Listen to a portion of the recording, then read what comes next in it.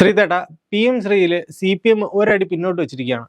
അപ്പോൾ CPIയുടെ ഒരു രാഷ്ട്രീയ നീക്കത്തിന്റെ ഒരു വിജയമായി ഇതിനെ കാണാൻ കഴിയുമോ? CPI കേരളത്തിലെ രാഷ്ട്രീയത്തിൽ നോക്കുകയാണെങ്കിൽ സമീപകാലത്തെ രാഷ്ട്രീയം മാത്രം നോക്കിയാൽ മതി. പിണറായി സർക്കാരുകളുടെ കാലത്ത് CPI കടുംപിടുത്തം പിടിച്ചിട്ടുള്ള അല്ലെങ്കിൽ ശക്തമായ നിലപാടെടുത്ത വിഷയങ്ങളിലെല്ലാം CPM വഴങ്ങിയിട്ടുണ്ട്. ഒന്ന്, തോമസ് ചാണ്ടി രാജിവെക്കുന്നതുമായി ബന്ധപ്പെട്ട വിഷയം. CPI മന്ത്രിമാരെല്ലാം മന്ത്രിസഭാ യോഗത്തിൽ നിന്ന് ബഹിഷ്കരിച്ച് മാറി നിന്നു. അത്രയും കടുത്ത സമ്മർദ്ദം പെടുത്തിയപ്പോഴാണ് തോമസ് ചാണ്ടി രാജിവെക്കുന്നതിന് രാജി ആവശ്യപ്പെടാൻ പോലും CPM തീരുമാനിക്കുന്നത്, മുഖ്യമന്ത്രി ആവശ്യപ്പെടുന്നത്.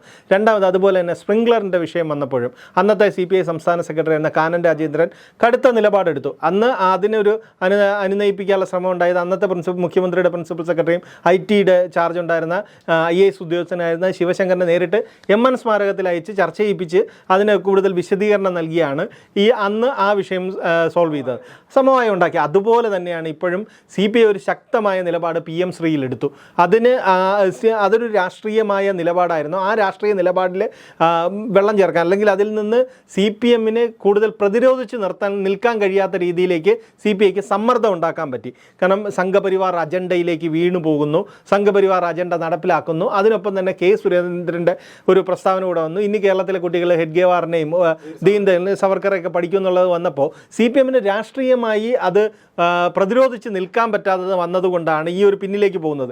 ഇപ്പം നൽകിയ ഉറപ്പുകൾ എന്തൊക്കെയാണ്? PM ശ്രീയുടെ നടപടികൾ വൈകിപ്പിക്കും, കേന്ദ്ര സർക്കാർ ആവശ്യപ്പെടുന്നത് പ്രകാരമുള്ള പദ്ധതി നടപ്പിലാക്കുന്ന സ്കൂളുകളുടെ ലിസ്റ്റ് കൊടുക്കില്ല, അതുപോലെ തന്നെ തുടർ നടപടികളൊന്നും ഉണ്ടാവില്ല. ഇതൊക്കെയാണ് CPIക്ക് നൽകിയിരിക്കുന്ന ഉറപ്പും. ഇപ്പം മുഖ്യമന്ത്രി പിണറായി വിജയൻ CPI സംസ്ഥാന സെക്രട്ടറി ബിനോയ് വിശ്വവുമായിട്ട് കൂടിക്കാഴ്ച നടത്തിയപ്പോഴും ഈ കാര്യങ്ങളൊക്കെ തന്നെയായിരിക്കാം പറഞ്ഞേക്കാം. ഈ ഉറപ്പുകൾ തന്നെയാണ് ഇന്ന് സംസ്ഥാന സെക്രട്ടേറിയറ്റ് കൂടിയപ്പോഴും ഈ ഒരു അടിയന്തരമായി വിളിച്ചു ചേർത്ത സംസ്ഥാന സെക്രട്ടേറിയറ്റ് കൂടിയതിന് ശേഷം അപ്പോഴും ഫോണിൽ വിളിച്ചും ബിനോയ് വിശ്വത്തിന് നൽകിയ ഉറപ്പുകൾ ഈ ചർച്ചയിലും മുഖ്യമന്ത്രി ആവർത്തിച്ചിരിക്കാം.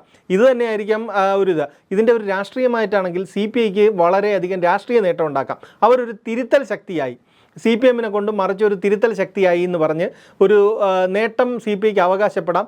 CPM-ഉം ഇലയ്ക്കും മുള്ളിനും കേടില്ലാതെ ഈ വിഷയം എങ്ങനെ സോൾവ് ചെയ്യാം എന്നുള്ളതിൻ്റെ ഭാഗമായിട്ടാണ് ഈ മുന്നോട്ട് വച്ചിരിക്കുന്ന നിർദ്ദേശങ്ങളും മുഖ്യമന്ത്രി കൊടുത്തേക്കുന്ന ഉറപ്പുകളെല്ലാം. ഇപ്പോൾ ഈ നടത്തിയ രാഷ്ട്രീയ നീക്കങ്ങളിലൂടെ CPIക്ക് കുറച്ച് ഉറപ്പുകൾ നേടിയെടുക്കാൻ കഴിഞ്ഞിട്ടുണ്ട്. അപ്പോൾ ഒരു ബദൽ ശക്തി എന്ന രീതിയിൽ വരാനും ഇത്ര ഉറപ്പുകൾ നേടിയെടുക്കാനും കഴിഞ്ഞിട്ടുണ്ട്. എന്തായിരിക്കും ഈ ഉറപ്പുകളെ പിടിച്ചുകൊണ്ട് മുമ്പോട്ട് പോകുമ്പോഴത്തേക്കും ഉണ്ടാകുന്ന നീക്കങ്ങൾ?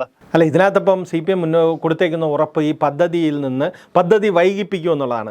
ഇതിനകത്ത് എത്രത്തോളം ശാസ്ത്രീയമായി അതിൽ നോക്കുകയാണെങ്കിൽ അതിൽ ഒരുപാട് പ്രശ്നങ്ങളുണ്ട്. കാരണം നമ്മളൊരു ധാരണാപത്രം കേന്ദ്ര സർക്കാരുമായി ഒപ്പിട്ട് കഴിഞ്ഞു. അവരാവശ്യപ്പെടുന്ന രീതിയിലുള്ള വിദ്യാഭ്യാസ നയത്തിൻ്റെ ഭാഗമായ പദ്ധതികൾ നമ്മളിവിടെ നടപ്പിലാക്കാം എന്ന് കേന്ദ്ര സർക്കാരിന് സംസ്ഥാന സർക്കാർ ഉറപ്പ് നൽകിയിരിക്കുകയാണ്.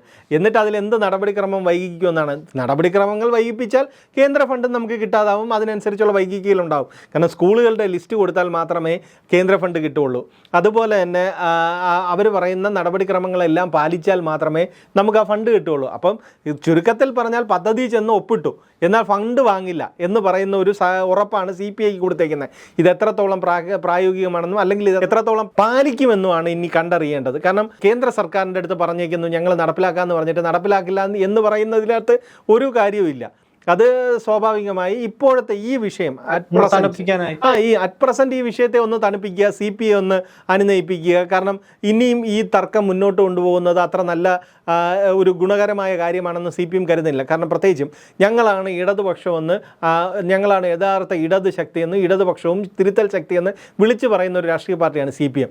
അപ്പോൾ ആ CPM തന്നെ സംഘപരിവാർ അജണ്ട നടപ്പിലാക്കുന്ന ഒരു പദ്ധതിക്കൊപ്പം നിന്നു എന്ന് പറയുന്ന ഒരു പ്രചരണം CPI അത് സമർത്ഥമായി പൊതുജന മധ്യത്തിൽ വെച്ചു, പൊതുജനം അത് അംഗീകരിച്ചു, ചർച്ചയായി. അപ്പോൾ ഈ ചർച്ച ഇനിയും മുന്നോട്ട് കൊണ്ടുപോകുന്നത് ഇടതുപക്ഷം എന്ന് CPM വിളിച്ചു പറയുന്ന അല്ലെങ്കിൽ കമ്മ്യൂണിസ്റ്റ് സർക്കാർ എന്ന് പറയുന്ന ആ ഒരു വിളിച്ചു പറയുന്ന ആശയത്തിനോട് വെള്ളം ചേർക്കലായി പോകും.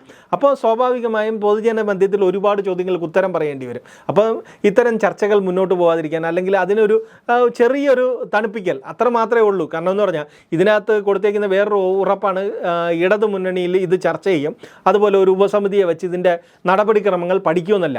ഇതിപ്പോഴല്ലല്ലോ, ഇത് നേരത്തെ ചെയ്യാമായിരുന്ന കാര്യമായിരുന്നു. കാരണം എന്ന് പറഞ്ഞാൽ മുഖ്യമന്ത്രി ഡൽഹി പോയി പ്രധാനമന്ത്രിയെയും ആഭ്യന്തരമന്ത്രി അമിത്ഷായൊക്കെ കണ്ടതിന് പിന്നാലെയാണ് ഇത് ഒപ്പിട്ടത്. അപ്പോൾ ആ സമയത്ത് തന്നെ ഇടതുമുന്നണിയിൽ ചർച്ച ചെയ്യാമായിരുന്നു. നേരത്തെ തന്നെ ഇത് ആദ്യമായി വന്ന എതിർപ്പല്ല. ഈ പദ്ധതി വന്നപ്പോൾ മുതൽ CPI അടക്കമുള്ള ഇടത് കക്ഷികളെല്ലാം ഇതിൽ എതിർപ്പുണ്ടായിരുന്നു. ഘടകകക്ഷികൾ പലരും എതിർപ്പ് ഉന്നയിച്ചിരുന്നു. അപ്പോൾ ഇത് നേരത്തെ ചർച്ച ചെയ്യാമായിരുന്നു, മന്ത്രിസഭാ യോഗത്തിൽ ചർച്ച ചെയ്യാമായിരുന്നു. ഇതൊന്നും ഉണ്ടായില്ല. ഇതിൻ്റെ ഡ്രാഫ്റ്റ് അടക്കം തയ്യാറാക്കി വെച്ചിരുന്ന സമയത്താണ് ഒരു മന്ത്രിസഭാ യോഗത്തിലാണ് CPI മന്ത്രി GR അനിൽ ഈ പദ്ധതിയെക്കുറിച്ച് ചോദിച്ചത്. അന്ന് മുഖ്യമന്ത്രിയോ വിദ്യാഭ്യാസ മന്ത്രിയോ ഒരക്ഷരം മിണ്ടിയിട്ടില്ല. അപ്പം ഇതിനകത്ത് ഇപ്പോൾ കൊടുത്തേക്കുന്ന ഉറപ്പുകൾ പാലിക്കുന്ന ഉറപ്പാണ്, അല്ലെങ്കിൽ ആത്മാർത്ഥമായി അത് നടപ്പിലാക്കാനുള്ള ഉറപ്പാണെന്ന് നമുക്ക് ഒരിക്കലും കരുതാൻ കഴിയില്ല. PM ശ്രീ വിഷയത്തിൽ ഒരു ഉറപ്പ് നേടാൻ എന്തായാലും CPI കഴിഞ്ഞിട്ടുണ്ട്. അതൊരു രാഷ്ട്രീയ വിജയം തന്നെയാണ്. അപ്പോൾ ഇത് ബിനോയ് വിശ്വത്തിന് വലിയ ഒരു മൈലേജ് നൽകില്ലേ? അത് നമ്മൾ നോക്കുകയാണെങ്കിൽ ബിനോയ് വിശ്വം CPM സംസ്ഥാന സെക്രട്ടറി ആയി വരുന്നത് കാനൻ രാജേന്ദ്രൻ്റെ മരണത്തിന് ശേഷമാണ്. അന്ന് ബിനോയ് വിശ്വത്തിൻ്റെ ആ സെക്രട്ടറി സ്ഥാനത്തേക്ക് എത്തിയപ്പോൾ തന്നെ കടുത്ത വിമർശനങ്ങളും എതിരഭിപ്രായങ്ങളും മുറുമുറുപ്പുകളും CPIയിൽ ശക്തമായിരുന്നു. അത് പതിയെ വളർന്ന് വരികയും ചെയ്തു. CPIയുടെ ഇപ്പോൾ കഴിഞ്ഞ സമ്മേളന കാലങ്ങൾ മൊത്തം നോക്കിയാൽ മാത്രം മതി CPI സംസ്ഥാന സെക്രട്ടറിയെ ഇത്രത്തോളം വിമർശിച്ച ഒരു സമ്മേളനം ഉണ്ടോ എന്ന് നമുക്ക് പറയാൻ കഴിയില്ല. കാരണം അത്രയ്ക്ക് മാത്രം വിമർശനമായിരുന്നു. ഓരോ ബ്രാഞ്ച് തലം മുതൽ സംസ്ഥാന കമ്മിറ്റി വരെ ബിനോയ് വിശ്വത്തിൻ്റെ സെക്രട്ടറി ആയുള്ള പ്രവർത്തനത്തെ വിമർശിക്കുകയായിരുന്നു. കാരണം CPIക്ക് കീഴടങ്ങി നിൽക്കുന്നു, CPIയുടെ നിലപാടുകൾ ശക്തമായി ഉന്നയിക്കുന്നില്ല, ഒരു രാഷ്ട്രീയ പാർട്ടി എങ്ങനെയാണോ ഒരു ഘടക മുന്നണിയിൽ സംവിധാനത്തിൽ നിൽക്കേണ്ടത് ആ രീതിയിൽ നിൽക്കുന്നില്ല, പ്രത്യേകിച്ചും പിണറായി വിജയന് കീഴടങ്ങി പോകുന്നു എന്നുള്ള ഒരു വിമർശനമാണ് ബിനോയ് വിശ്വത്തിനെതിരെ പരക്കെ ഉയർന്നത്. അപ്പോൾ അതിൽ നിന്നെല്ലാം ബിനോയ് വിശ്വത്തിന് കുറച്ചുകൂടി ഒരു രാഷ്ട്രീയ മൈലേജ് ഉണ്ടാക്കാൻ കഴിഞ്ഞു ഈ ഒരു തർക്കത്തോടെ, ഈ ഒരു വിഷയത്തിൽ. കാരണം PM ശ്രീ വന്നപ്പോൾ ആദ്യം വളരെ ശക്തമായിട്ട് ആ ഒരു ഓരോ ഘട്ടത്തിലും നിർണായകമായ നിലപാട് വ്യക്തമായി പറയാൻ ബിനോയ് വിശ്വത്തിന് കഴിഞ്ഞിട്ടുണ്ട്. കാരണം MV ഗോവിന്ദൻ അടക്കം ഇനി ഈ പദ്ധതിയിൽ നിന്ന് പിന്മാറില്ല, ഈ വിദ്യാഭ്യാസ മന്ത്രി അടക്കം ഈ പദ്ധതിയിൽ നിന്ന് പിന്മാറുന്നില്ല എന്ന് പറഞ്ഞതിന് ശേഷമാണ് അടിയന്തര കൗൺസിൽ കൂടിയിട്ട് CPI സംസ്ഥാന സെക്രട്ടറി ഒരു വാർത്താ സമ്മേളനം നടത്തുന്നത്. അതിനകത്ത് പറഞ്ഞ വാക്കുകളെല്ലാം വളരെ ശക്തമാണ്. ഇതെന്തൊരു സർക്കാരാണ് എന്ന് പറയുന്ന ഒരു ചോദ്യമുണ്ട്. ആ ചോദ്യം വളരെ ശക്തമായ ചോദ്യമായിരുന്നു. അതുപോലെ തന്നെ ഉന്നയിച്ചാണ് മുന്നണി മര്യാദകൾ പാലിച്ചില്ല എന്ന് പറയുന്നത്. ഈ രണ്ട് കാര്യങ്ങളും CPMനെ വല്ലാതെ വേട്ടയാടി.